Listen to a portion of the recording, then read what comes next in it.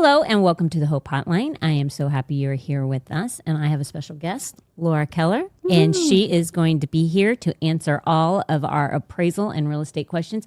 Not really so much real estate. You don't sell real estate, but you know a lot about real estate. I do.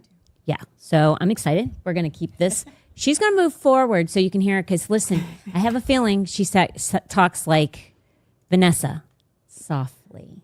Yeah. I'm moving it in. When there's a mic. Okay. Yeah, exactly. Get that microphone nice and close.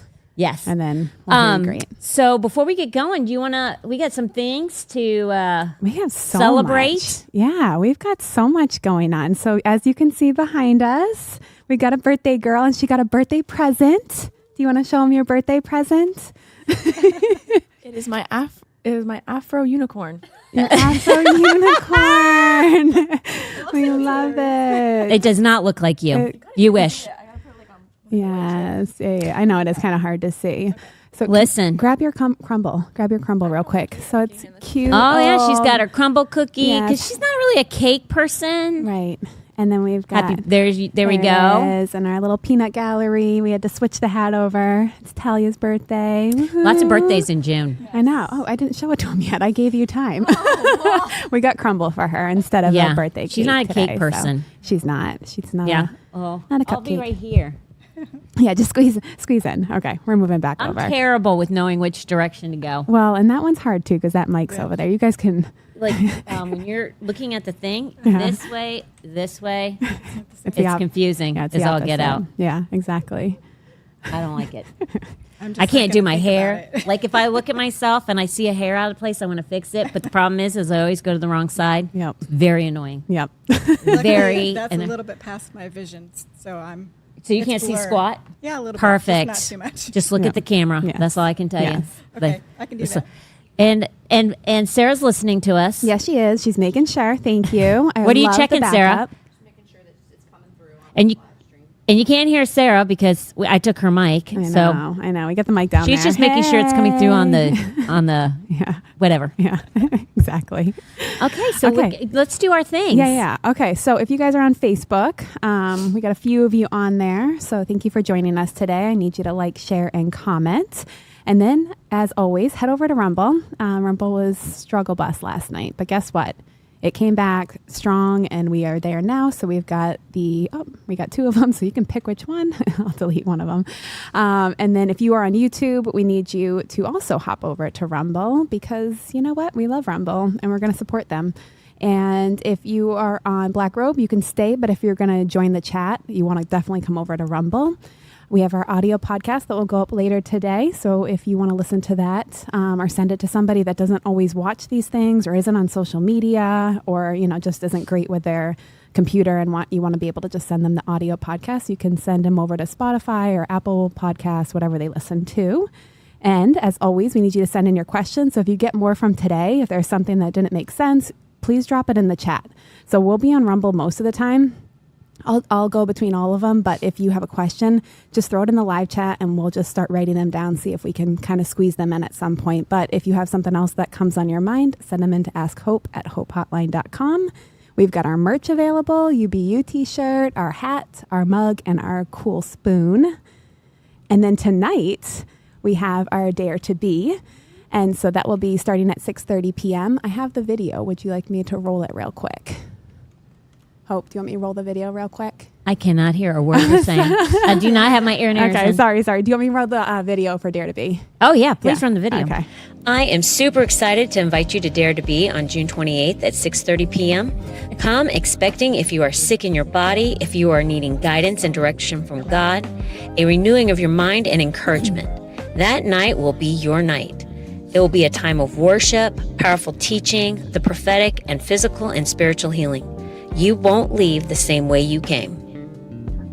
So reminder, that's tonight. So come, there'll be snacks and we'll start with worship and a good word and just be ready. If you're listening to this, somehow you got it and you're local and you can make it tonight and there's just things going on in your life that you just need to switch direction, tonight is the night for you. So make sure you show up. Next month, July 26th on Friday, we will be having a night of worship. You definitely want to come to that. We are super excited to get that back on the schedule. We will be doing our Victorious, our Beloved Ladies Conference. That will be August 22nd through the 24th. So please save the date and start thinking about who you're going to invite. And we have our special guest today. So we're super excited to have her here, and we're ready to get going. So cool. Listen, what I love about this is because I sold real estate. I know. Isn't that awesome? Yeah. So like real estate was, and I still am highly interested. And I don't think if you ever do anything and you're passionate about it, you ever kind of lose heart about it. So for me, I'm always watching real estate, even though I don't sell it. I'm always very interested in what's going on in and around the market. But a lot of times because I'm busy doing other things, I don't really understand or know the pulse of it anymore or why things go on. And I think when you are selling or buying, you need to understand that before you make those decisions. And I think, I got a hair. And I think that a lot of people don't realize that. They think that purchasing a home, I've made... like it's the biggest purchase of your life that you'll ever make. Yep. And I have seen people make the most irrational decisions on the most expensive purchase they'll ever make in their life. And you sit there and go, you're going to skip spending a couple $100 over the biggest purchase of your life. It makes no sense to me.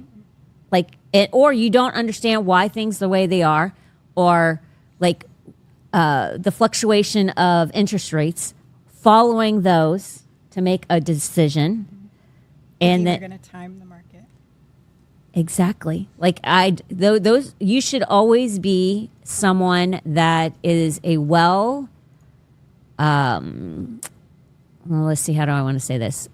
Like intellectually, you should be making decisions based on the educated understandings of whatever you're trying to get into. Like real estate is so big that you should be totally involving yourself in understanding all aspects of it, from the mortgage to the appraisal to the interest rates to even what's going on in the market with the up and down rise of, because people buy high. Mm-hmm. And you sit there and go, if you would just maybe have waited, because the market is showing that things are going down, if you would have watched the market, you would maybe have waited and saved thousands of dollars. Sometimes that can be. Yeah, sometimes. It's not always the case, like right now. And people often just make really, really emotional decisions without even thinking about it. Yeah. It's not like, it's crazy. But before we get into that, first of all, I've always found that in order for people to trust what someone is saying is when you get to know them. Mm-hmm. And to understand and know somebody better makes you, it's a transparency, if you will, of that person, so that you understand who they are. And a lot of people read people to find out whether or not they find them to be honest, or, do you know what I'm saying? Absolutely. Yeah. So people read people's body languages and stuff like that. So it always helps for people to get to know people better. But before we get going, look what she did for us. Oh. Each and every single one of us got a Peanut Gallery Hope Hotline book.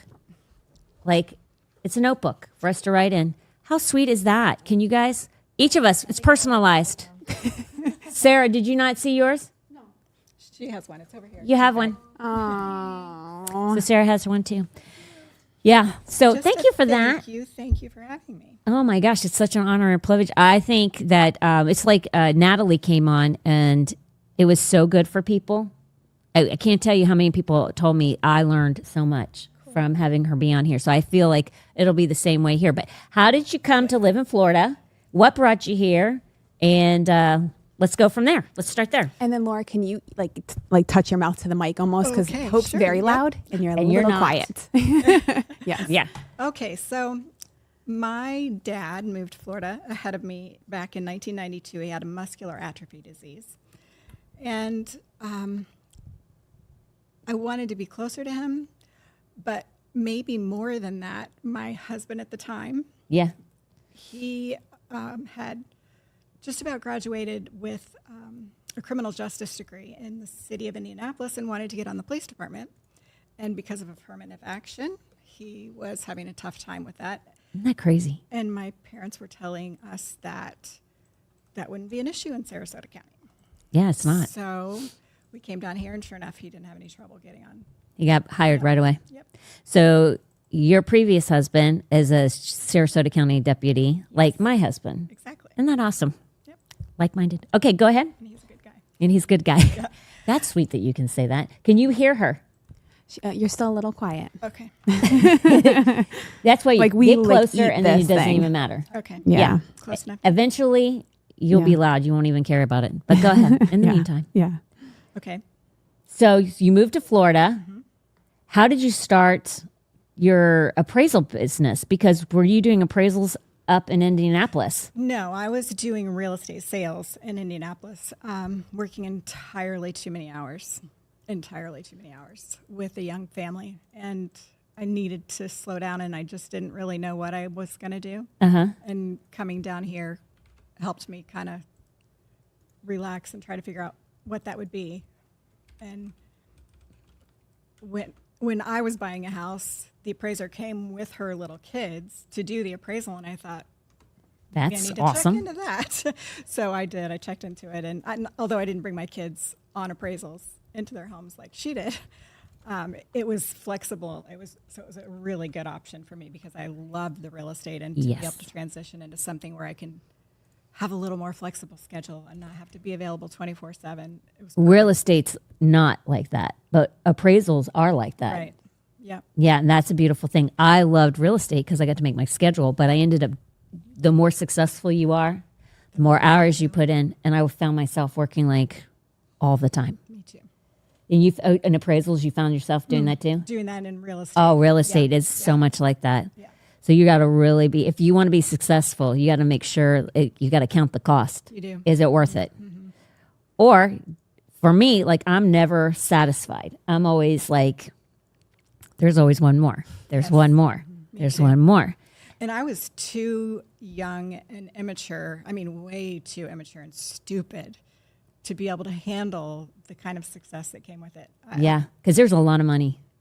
Yeah, I couldn't handle it. It wasn't good for me. Oh yeah. See, you make a lot of money, which I did it when I was like 25. The amount of money, 28, excuse me, 20. Well, no, I think it was 27, something like that. I was pretty young.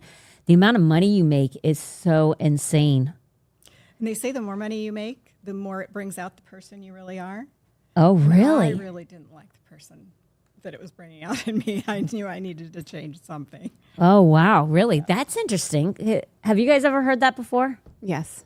Really? I've never heard that before. If you're bad, it brings more bad Yes. out. If you're good, Correct. it brings more good out. Yeah. I was saved at that time, so that probably helped me. Were you saved when you were? Oh, you weren't saved. That makes I sense. was a Yeah. mess. You were a mess. Okay, that makes sense.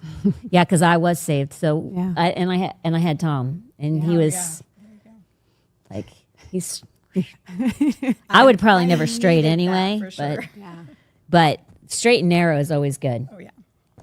That's a good thing. Now, because you've been doing this so long, like what drives you every day? Because you're still doing it, you're still very successful, and there's got to be something. Like I was telling you before the podcast, when you're passionate about something, like it can sometimes dwindle. But I didn't mention this, but you can sometimes dwindle. But you're not. You're still going strong. Like what makes you passionate about this? Because you're very successful in this, and you always are having to you're always having to educate yourself because everything is always changing, and it doesn't stay the same. And if it changes, it's not because the same way it changed before. There's always reasons it's changing, and a lot of times it's never the same reason.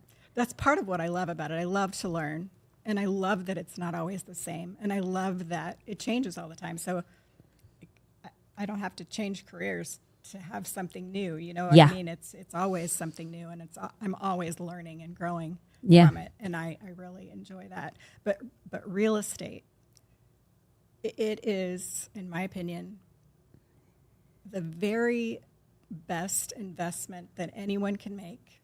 Yeah. Not necessarily your home, but to put your money into, because It's tangible. it grows with it over time. It tends to increase in value, but it also gives you tax breaks and provides a source of cash flow, which can eventually replace your working income to buy your time back.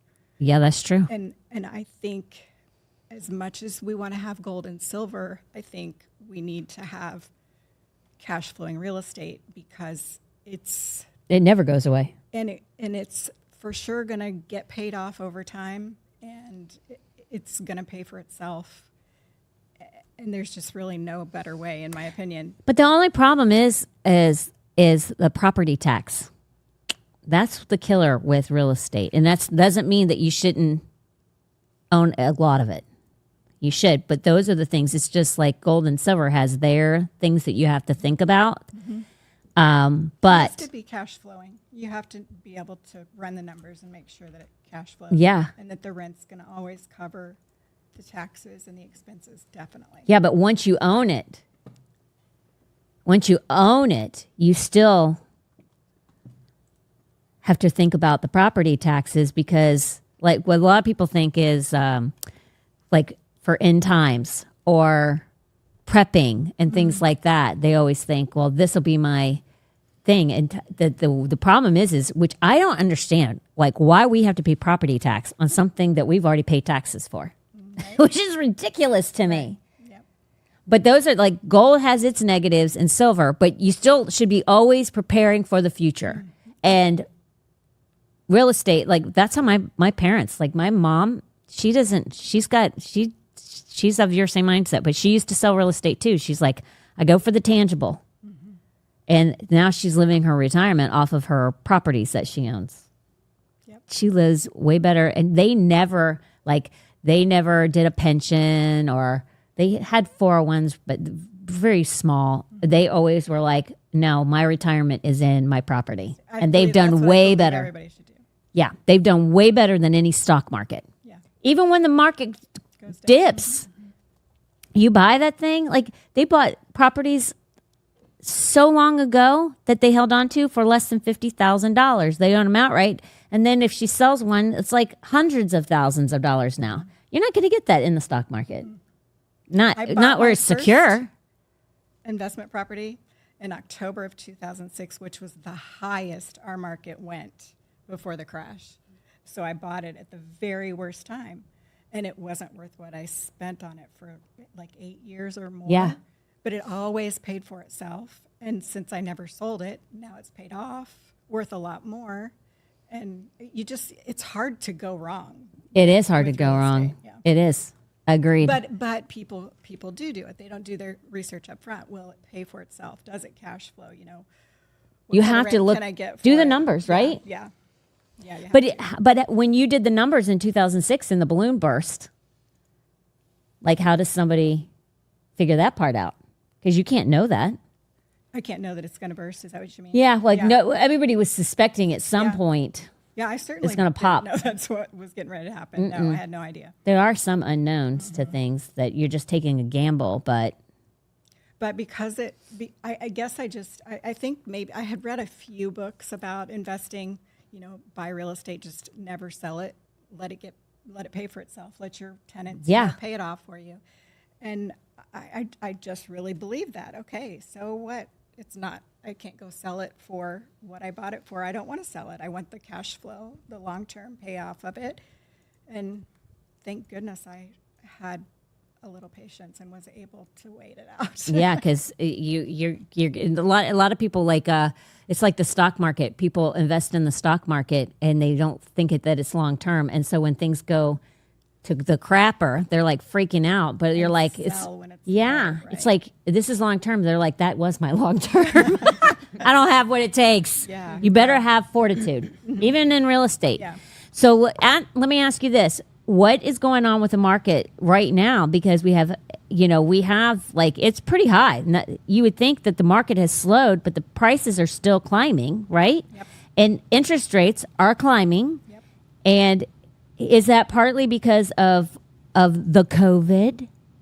Or is it like BlackRock is buying a lot of properties up? A lot of people don't know about BlackRock, but BlackRock is not good. And they, I think, are, in my opinion, part of the reasons why prices are being driven up.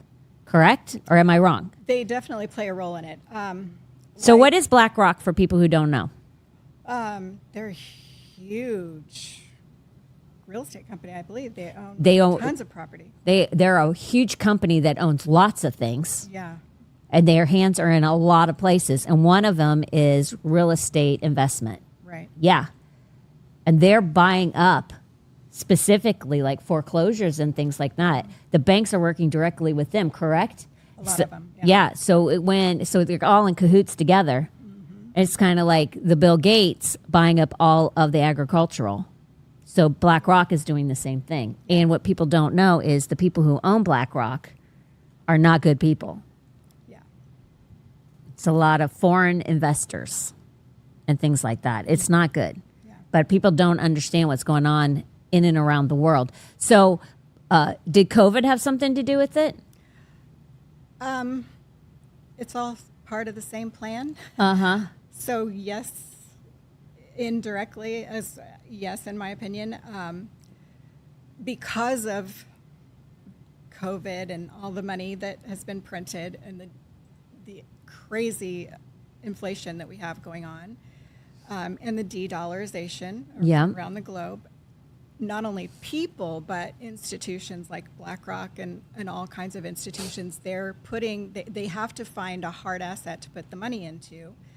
Yes, there's gold and yes, there's silver, but another option is cash flowing real estate that will increase over time, no matter what the monetary system is, whatever the dollar, if it's the dollar or something else, it can still be traded at a value that will increase over time. And they've got the income from renting those properties that will help pay for them over time. And it's just a safe place for people to put their money during this time. And as long as we have this crazy inflation and the de-dollarization going on, I believe that the values of properties are going to stay high. Yeah. I think I do know that there are pockets of areas that are starting to decline a little bit. And what would those pockets look like? Are they like lower income pockets? Or are they like higher end homes because nobody can afford them really? It's such a smaller majority of individuals that can get them? The crazy thing is it appears to me, what I'm seeing is that the properties well over $1 million are continuing to sell quickly and increase in value. It's the ones that are easy to buy that any of us pretty much would go out and be able to afford to purchase, that those are the ones that are starting to go down a little bit. That's good. Yeah. That's really good because that's like they're trying to price out people so that they can't even buy, especially young people. Like my kids that are in their 20s, I sit there and go, live at home, save up as much money as you possibly can, because the amount that you can buy down and pay down will pay off in the long run. Right. Because the interest rates, they're not planning on coming down, correct? Well, not much. They've talked about maybe just a little bit right now. But as long as, and don't we always see like everything slow down? Sales, real estate sales, mortgage loans being taken, refis and things like that. That all goes and slows down as soon as we are in an election year. It's like they all have companies over there. All of them their husbands are business owners, and they actually work for their businesses. And all of them have noticed to a certain extent. I don't know if Vanessa, but like Tracy and Sarah both have they see people watching their spending big People time. have fear, yeah. And when they're fearful, they hang on to their money. Yeah. Yep. It's always common. It's Every election year. Yeah, it's the biggest response. Yeah, that's when I saw. But it seems like when I sold real estate, we always knew election year it's going to be slow. Yeah. But it seems like it's really not good this year. I think it's because of the inflation. Yeah, I'm kind of seeing both. I see more this year than it looked like. I guess it slowed down quite a bit, and just in the last couple of weeks, I've seen a little bit more activity. Yeah, of purchases or people. Oh, wow, and that's sales, good. Yeah. That's good. That's actually very good. Yeah. We need that desperately. Before I move to my next question, do you girls have any questions? I want to, has anybody put anything in the? No, they're agreeing what Anne Marie said, buying cash on purpose so a regular person can't, which is exactly what you were Can you hear saying. what she's saying? No, I can't. You're talking like she is. Very quiet. Buying cash on purpose so regular people can't buy, which is what you were saying. So Anne Marie said that, and wants to buy in Florida. They're waiting to see what the market does, but they think the prices will stay high. Yeah. So I think they might level a little bit and continue to stay fairly level because we've got a lot of new construction that was started a couple of years or 3 years ago. Oh, yeah. It's just now hitting the market. So that's going to have a little bit of a short-term effect on our market. But I don't expect it to come down much, and I don't expect it to last long. And supplies, the supplies seem to have arrived, and like that seems to be less of a reason why that people can't. But the window company I used to work for, they still are like 50 some odd weeks out and with PGT. Wow. yeah. Yeah. That's insanity to me Well, we had two because of the major supply and hurricanes. demand. Yeah. Mm-hmm. They can get the supply. They can't meet the demand now. Gotcha. Yeah. And the hurricanes did not help. Yeah. Nope. Because people needed windows because their houses like Tracy's, my house, Heather's house, we all need windows because our windows blew in. Yeah. Yep. So some of them, it wasn't good. Do you guys have any questions? Anything? No? No. Okay, so I'm going to keep going. Yeah. And just if somebody has a question, interrupt. So let me ask you this. We're going to go to appraisals. I know you probably have horror stories that you could share. Lots of them. Now, what is the worst? Let me see. What is a great lesson that people have learned by not getting an appraisal before selling their property? That was an interesting question because I had to think about it. Because where I see the mistake is when I'm doing an appraisal and I'm using a property as a comparable sale for appraising a different property, and there's a sale that is so much lower than everything else. Uh-huh. And I'm able to see very clearly that they gave up 50, 100, sometimes several $100,000 that they should have been able to get higher than what they sold it for. Yeah. And I think a lot of those people never even realize it. I have not spoken to the people that's happened to. I just see the results when I'm doing appraisals, and I just think, and I can usually tell honestly that it's the realtors Didn't do their job. misinformed them, took a really quick sale. It's a waterfront property, and the listing doesn't say anything about being on a waterfront. I mean, there's just so many things. There's so many things that I see that I cringe. I feel terrible for the people. Oh, yeah. And there's nothing you can do about it except for educate people to tell them, look, you've got to get a good understanding of what you should be able to sell a property for before you put it on the market, instead of just taking the advice of a realtor who's Especially in a volatile guessing. market. Yeah. And Some like, realtors don't guess. They really do get it right. But there's some that just don't. I didn't mean to interrupt you. I'm sorry. No. That's exactly right. See, when we used to do ours, we would pull from the community. But then if there wasn't an apple to an apple in the community, you go outside of that. And I would have to fight sometimes with appraisers myself to prove my case because of a higher price. And then I've always won.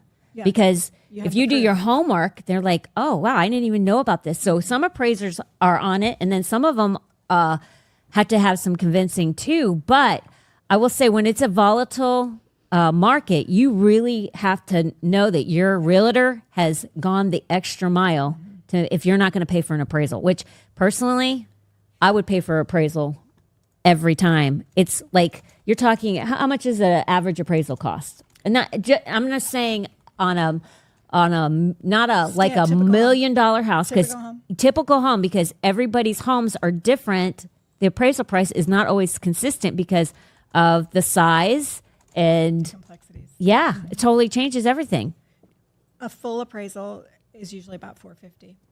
So for $450, this is what I say all the time. It's like for a few $100s, you'll give up thousands of dollars because you're not willing to take a little bit of extra time to make sure you're actually getting the price. And then you can go to the realtor and say, when they come in, you can say that I already got an appraisal. Now, I'm interviewing you, not based on what you're telling me the price of my house is worth. I'm interviewing you based on how good of a realtor are you? You bring up a great point.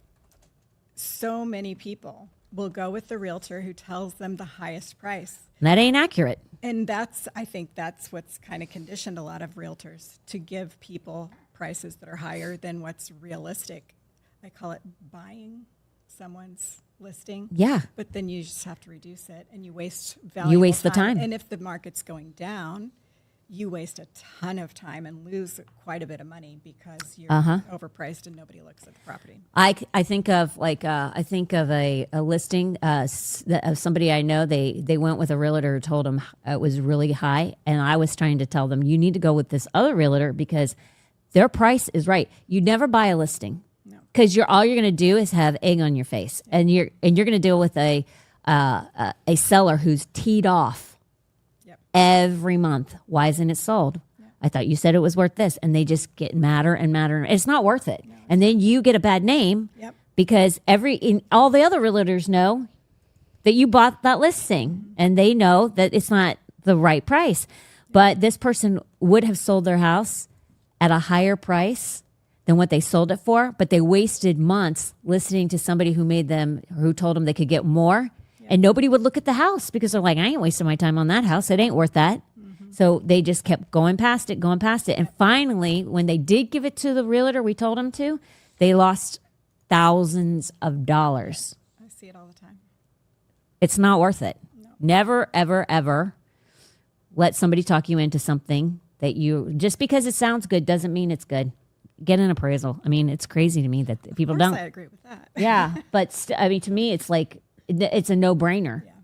It's thousands of dollars. Either you waste time and have your house on the market or whatever your property is on the market for an undue amount of time than just getting it sold. Who wants to say, listen, I've only sold one house. I've lived in this house pretty much since my kids were little, but me and Tom had one house prior to this. I hated, and I was a realtor at the time, I hated having people come through my house because you have to clean it every single time you have somebody have a showing. I hated it. Yep. It was the worst. And I was like, once I started dealing with that, I had empathy for my people. Oh, of course, yeah. I was like, oh my gosh, a lot of work. It's so much work. Now, what is, I was going to say, I'm going to go past that. What is the FEMA 50% rule? The FEMA 50% rule is something that I think needs to be disclosed to anyone who buys a property that's in a flood hazard zone, which has an A or a B. That's me. I'm in a flood zone. A or B. Okay. Mm-hmm. So if you want to do any improvements on a property, even if those improvements are repairs because of a hurricane, and the cost of those improvements exceeds 50% of the depreciated value of the qualified improvements on the property, then you have to bring the whole home up to current building codes, which typically means you have to level it and start from scratch. So... Oh, that's terrible.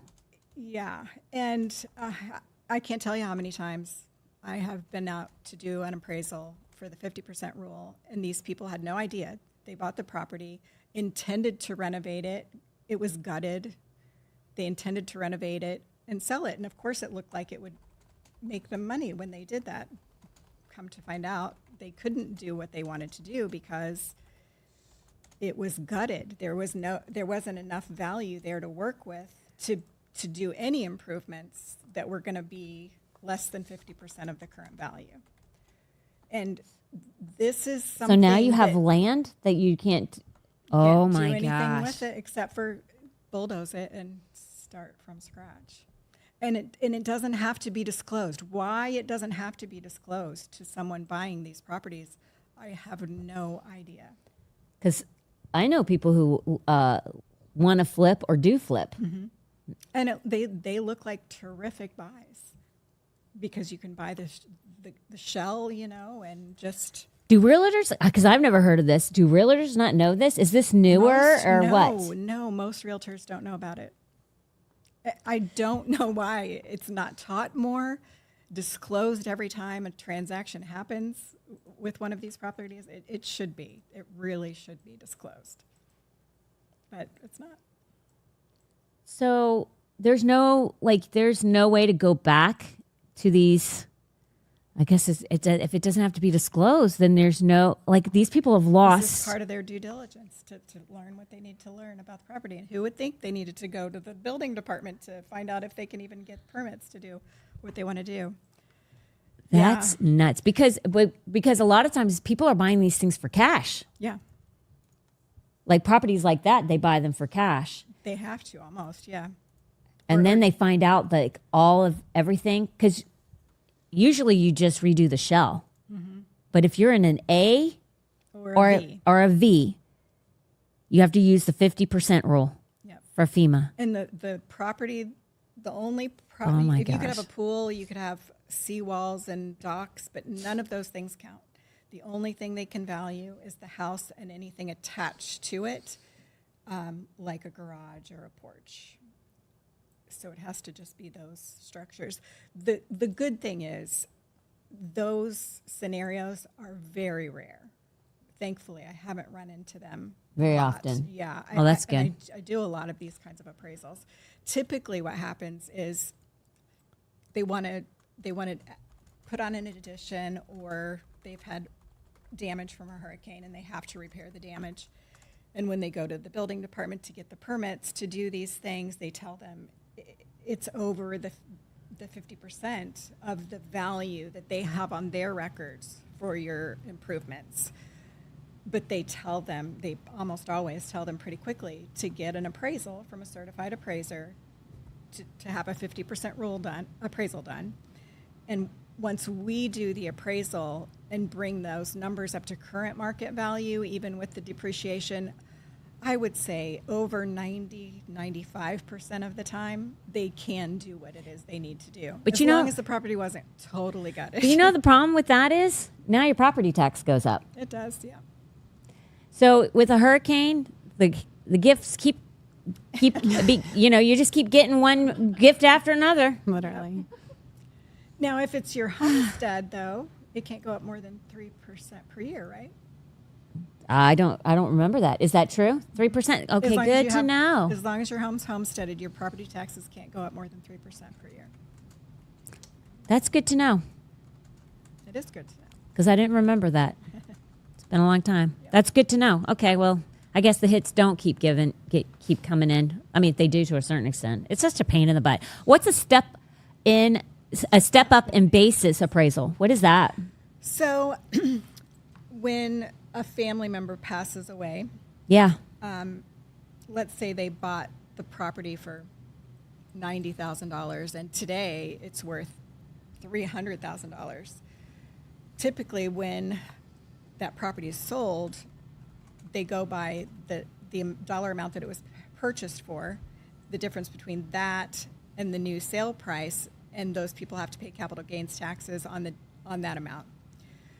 But when a property is inherited, the new owner can get a step up in basis appraisal done at that time based on that effective date with the new market value. And then when they go to sell it, they increase the basis for capital gains taxes. So they don't get hit? Lower amount. Yep. It's whatever the difference is from the time that they inherited it to the time that they sell it, which oftentimes is nothing. Now, explain capital gains, because I don't think a lot of people know about capital gains tax. And Biden has changed some stuff, or he was talking about changing some stuff, and that's not good at all. I don't know all the details about capital gains other than you do owe capital gains on the sale of property. Yes. So it used to be with capital gains, and I don't know if it's changed, but capital gains, you'd have whatever properties you owned. You had like one time that you could sell the property. If it's your own. If it's your own property, I don't think it's like if it's your homestead, it would be something like a rental, right? An investment. An investment property. You could sell that investment property, make the profit on it without having to pay a capital gains tax on it. Capital gains tax is you pay the taxes for the sale, and then you pay on the profit a tax on that, which is somewhat high. Even more. Yes, so that's a thing that like a lot of people you don't realize. Like capital gains is a killer. It's like when you die, some people have to pay an inheritance tax, and they're trying to up that too, and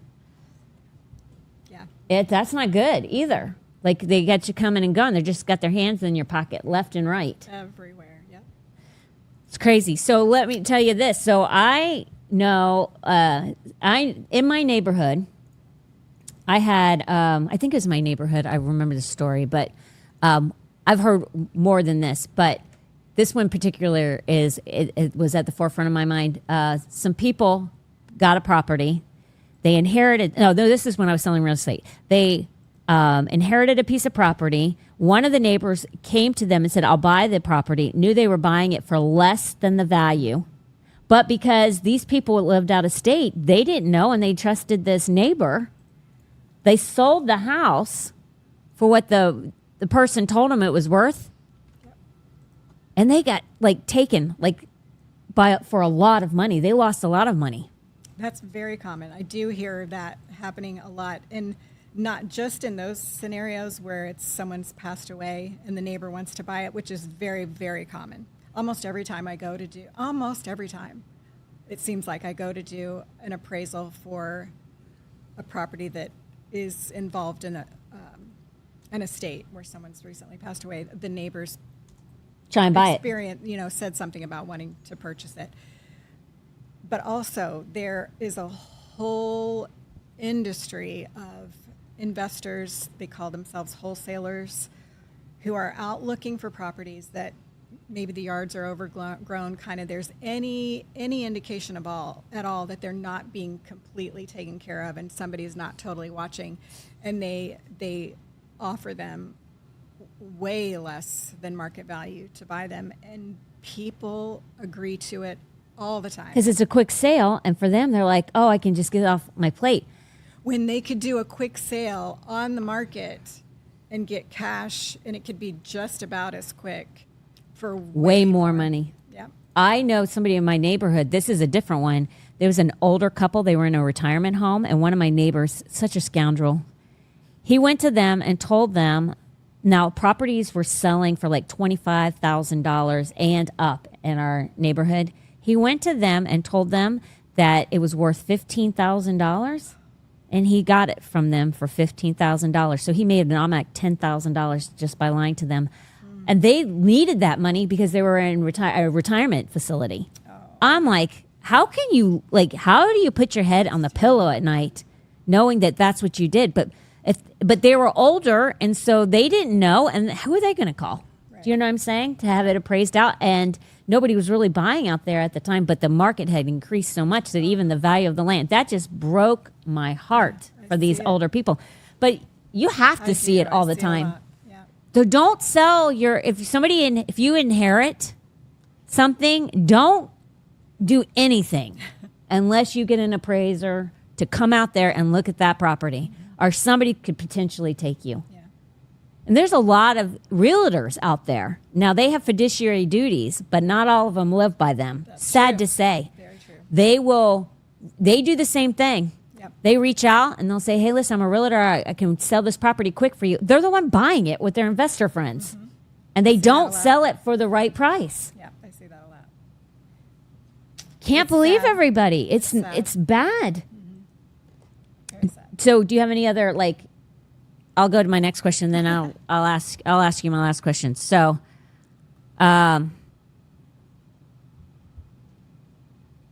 let's see. I think I asked you at this beginning, but I said, because you've been doing this for 24 years, this is one of my last questions. What drives you day in and day out to do this? I know it's got to be people, right? Because who else would do this? I mean, money's good. I mean, Money's always good if you own your own business, but that doesn't always drive people. No. Especially in this field, because listen, people are difficult in this field. Yeah, A they lot of can times. be. When the And they're market's up, fun. we're the hero. When the market's down, we're the cause of it. It Yeah. seems like, yeah.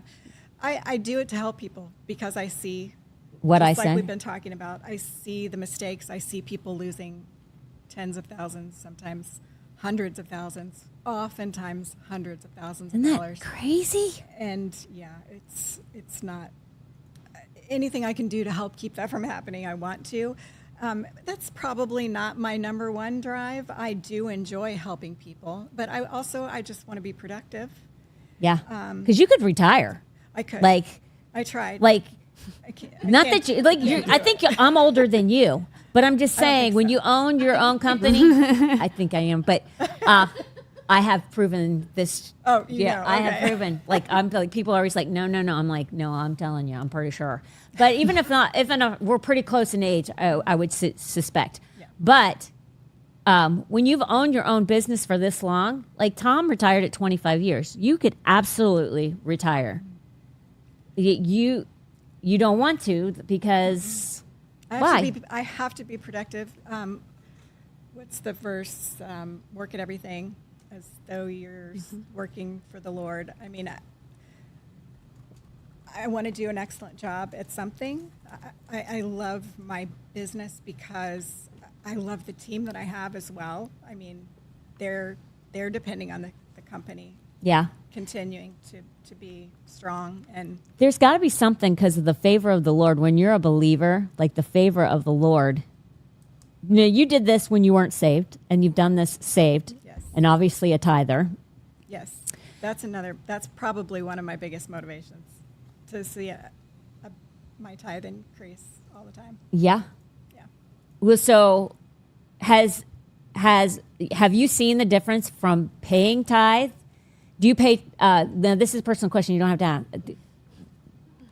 I'll tell you anything. Yeah, no. What I was going to say is, do you see the value in paying tithe just on your income, or do you pay tithe on the business income?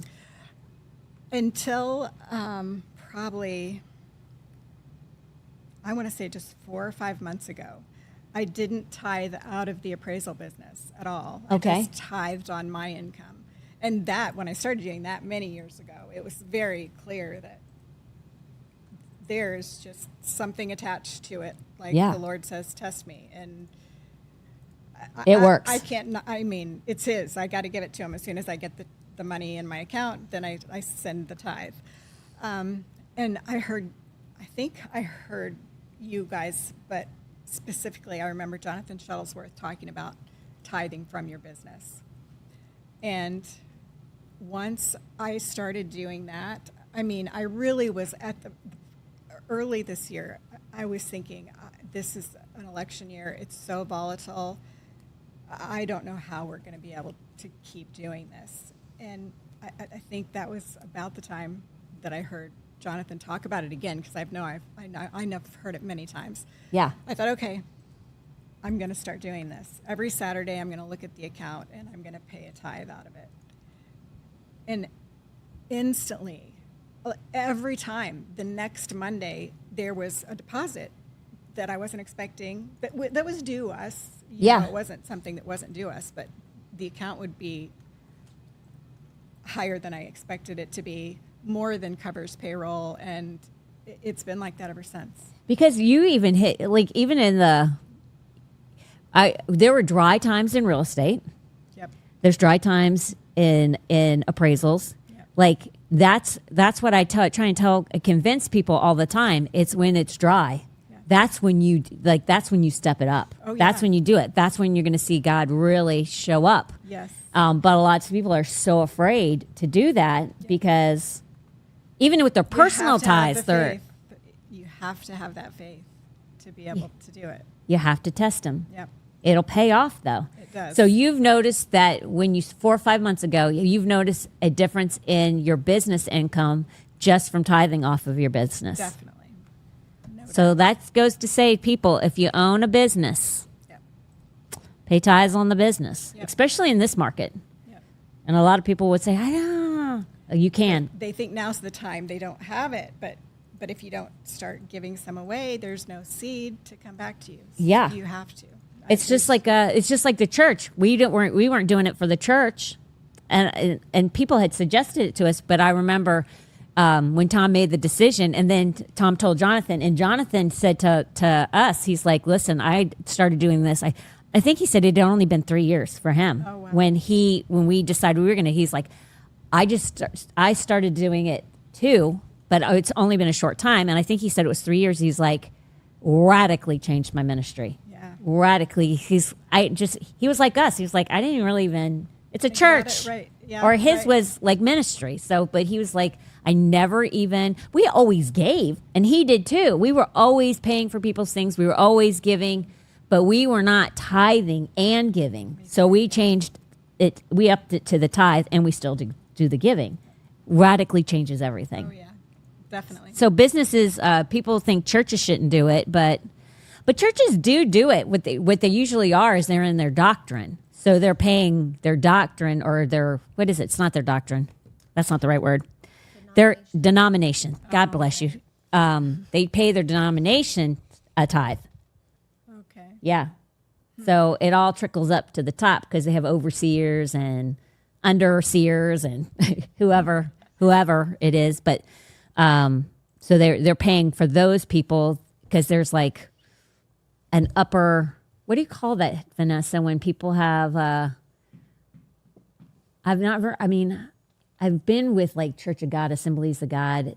Assemblies of God has overseers, but they have the regional offices, they have the headquarters. So you're paying for all of those people to have a job. Wow. Yeah. So for me, it's like, I don't know. Is that really going back into the ministry? Because when we're doing what we do is we're giving to different churches, and then they're about missions. But maybe they're building churches with that. I don't know. If you're giving to a different denomination, maybe you're. Probably depends on the denomination. How Yeah. they run things.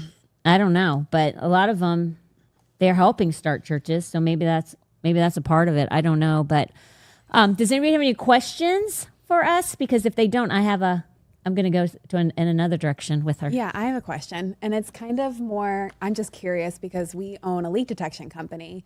And so most of our clients come from plumbers. Okay. So for you, where do you get most of your clients? Most. Until a few years ago, it was almost all mortgage companies and appraisal management companies. Okay. And I really made a conscious effort that I wanted to get away from that kind of work because it's so institutional and it's not the kind of work that I want. I want to be working with people and like seeing corporate their issues maybe? and private stuff. Yeah. So we increased our website, the design, everything on it, how it attracts people. I know nothing about all that stuff. Yeah, interesting. But I have somebody that works full time on that in combination with Google and social media to get the word out there. Yeah. With that said, as much as we do that, I've been in the business for so long, there's a lot of realtors. Okay. When they're having a challenge with a listing, Yeah. they just call me to have an appraisal done. Yeah. So there's a lot of realtors. As many realtors, though, it is Google primarily. Okay. Having the Google business page so that it's working with their algorithms and all that craziness. Yeah. Which I know nothing about. Right. We just, have somebody who handles that for us, but it's kind of a split between realtors and Google. Because I would think realtors. So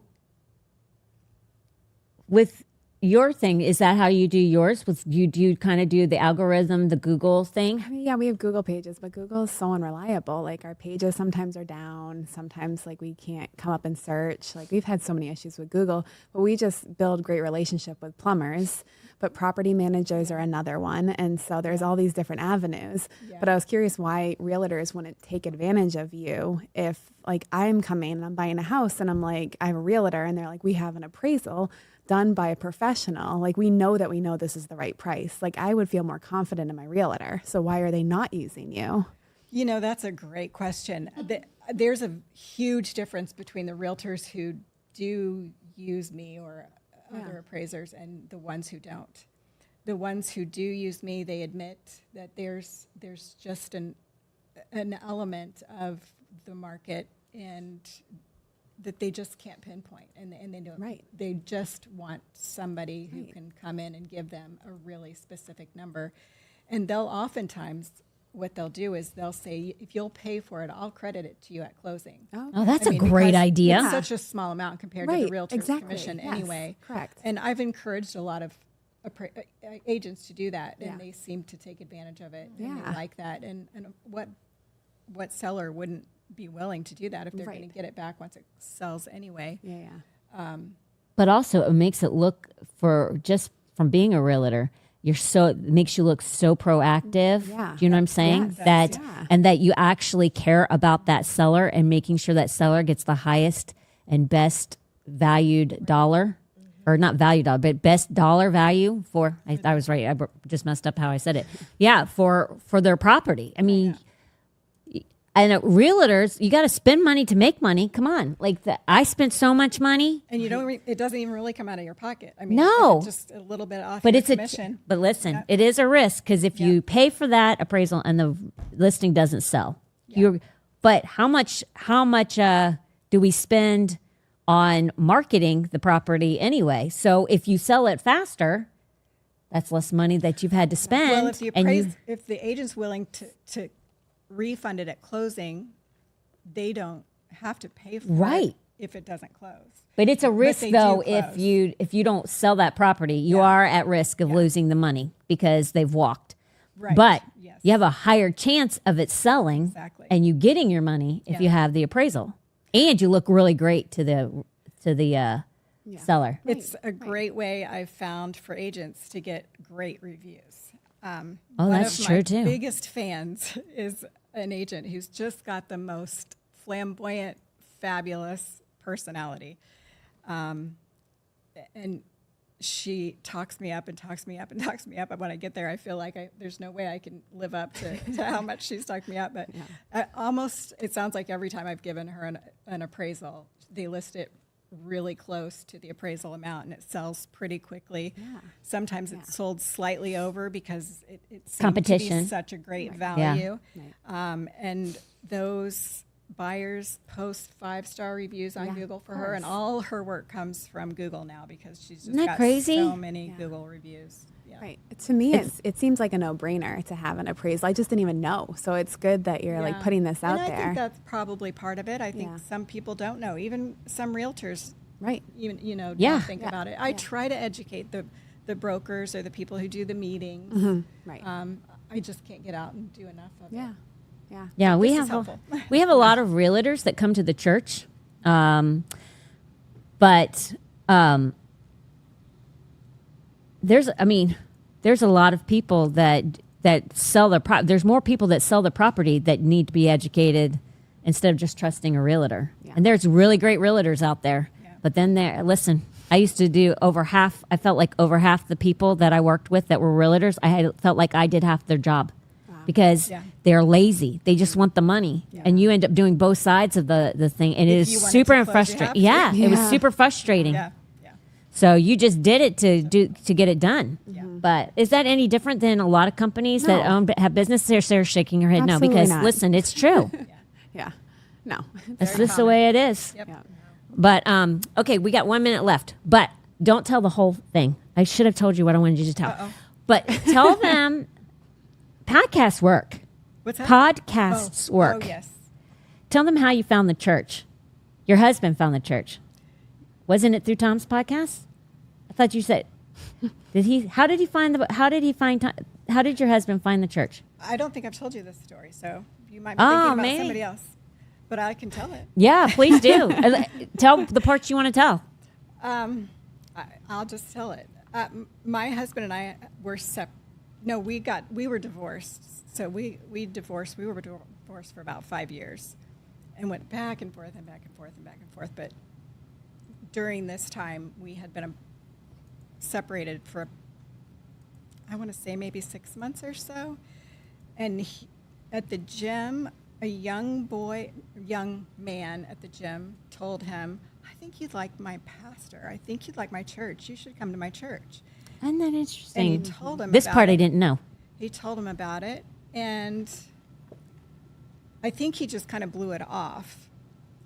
And then somehow he ended up here when he was looking for a church to go to. I don't know. I honestly don't know how he ended up here. He ended up, we had come to when Ronnie Howard Brown. Oh, when Rodney was here. Oh, that's a story. Oh my gosh. That When freak my you out? husband said his name, I'm like, oh, I don't know about this. Did he I don't freak know you that- out? Oh, yeah. I said, I'm gonna. He said to me, just have an open mind, and I'm like, okay, I'm gonna go with you, and I'm gonna have an open mind, but I am very skeptical. Oh my gosh! By the time it was done, I was all totally. I was amazed. Hook, totally line, and sinker in. with Oh, him? Yeah, absolutely. He's like, anyway, "Ugh, that was God bless before him." we separated, and he ended up coming back here when we weren't together, and he said that there were some days that it was a little difficult to get through the service, but he realized it was because there was substance it was stuff that made him think that he needed to keep coming. And when we started talking again, he told me that he was coming here, and asked he said, it's good, you just got to have an open mind, but come with me. But you said to me, you told me you had noticed he had changed a lot. I could tell. Yeah, I could definitely tell a difference for sure. And I didn't realize that it was completely because of the church until I came a few times. Oh, okay. And then I could see that not only did it have that kind of an effect on him, it was having the same kind of effect on me. And it didn't take us long to realize that we needed to stop living together and playing around like we were and, not being committed and all the going back and forth and just do it and do it right. And we got remarried pretty quickly. Isn't that crazy? Yeah. That's awesome. I thought he found him on the podcast. I thought your husband found him on the podcast, but I misunderstood you. I never heard the part about somebody in the gym. I must have been, I don't know why I thought think that might be somebody else. I did tell you that my ex-husband and his wife come here too. Isn't that crazy? Oh my gosh, I love it. But it gets it better. works well. It gets better. Tell them about your kids. Yeah, so This is amazing. God is so good. After he and I got divorced, that's when I got saved. And so my kids, when they were really young, were exposed to my excitement about being saved, and they just were all in and just believed so much. And they would go back and forth. Of course, they lived with me during the week, and they would see their dad on the weekends, like every other weekend. And their prayer always was that they wanted their dad and their stepmom to get saved. He was raised Catholic, and I think they said she was raised Protestant, but they weren't going to church regularly, and they just desperately wanted to share that faith with them. And sure, it was, I think, a couple of years ago. I'm not sure. I don't know for sure, but around a couple of years ago, I was talking to my daughter, and she said, I saw on Facebook that they were being baptized. They were going to some kind of church. They didn't tell anybody about it. My kids are grown, of course. And they were so excited because we spent their childhood praying for them to get saved. Wow. And I mean, And now they come circle. here. yeah. And Full circle. And I think it happened because They got. came Did they here. get baptized here? I think it had something to do with your church. So Yeah. wild. So they all come to church together. I don't Well, even we know don't who. come together. No. But to the same church. I don't even know who your ex-husband is. Yeah, I don't know that he would Because want he you has. to know. Well, no. I was well, awful to him, really. Oh, he is a saint, and so is his. isn't that his sweet? wife. You can say They're that. Awesome. Oh They're my really gosh. awesome. Yeah. Well, there's a lot of retired Sarasota County guys that come here. Yeah. So I can think of a few of them that come here. So I have no idea who it is, but I just think that that's an amazing story. Oh, yes, Like, it's cool. so good. I'm so happy you came. Now listen, do you have something with her information on it? Can you pop that little screen up for me with her information on it? Okay, so if you have any questions, can people just call you with any questions? They can, absolutely. Call with any questions. Call with if you need an appraisal. And listen. Most appraisal appointments start out with a question. They called us because they had some kind of a question. There we go. Beautiful. She'll give you a $50 discount if you tell her that the Hope Hotline sent you. And listen, when it comes to money, don't give it away.